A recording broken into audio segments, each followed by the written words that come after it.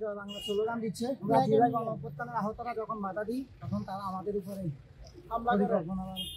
পরিকল্পিতভাবে আগে থেকে আমাদের উপরে হামলা করেছে। আমাদেরকে বিসিবি আমন্ত্রণ করে খেলার জন্য আনা হয়েছে। আমরা আহত জুলাই যোদ্ধারা আসছি এখানে 2 নম্বর গেটে আমরা খেলা দেখতেছি। এখন ওরা জয় বাংলা স্লোগান দিচ্ছে। আমরা জুলাই গণঅভ্যুত্থানের আহতরা যখন বাধা দিই তখন তারা আমাদের উপরে পরিকল্পিতভাবে আগে থেকে আমাদের উপরে হামলা করেছে। কতজন হবে? 20 জন মতো হবে, 40 জনের মতো হবে। ওরা সব ছাত্রলীগ আন্দোলনের উপরে আহত যারা তাদের উপর হামলা করছে। জয় বাংলা দিয়ে সাকিবের ফ্ল্যাগ নিয়ে ওরা স্লোগান দিছিল। ওরা হচ্ছে আমরা যখন বাধা দিয়েছি তখন ওরা আমাদেরকে আহত করছে।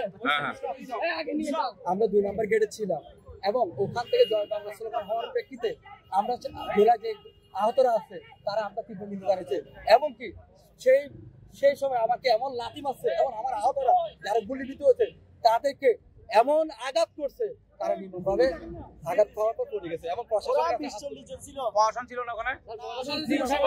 আমরা যে বলছি যে হচ্ছে ধরেন এর গেট থেকে নেন, গেট থেকে পর্যন্ত নিচ্ছে না। একজন পুলিশ অফিসার মনে হয় উনি আমাদেরকে বলতেছে যে মানে ওকে বাইরে করেন আমরা কি অ্যাম্বুলেন্সের ব্যবস্থা করতেছি। উনি আরেক পর্যন্ত ওরা পড়েছিল, একজনও সাহায্য করতে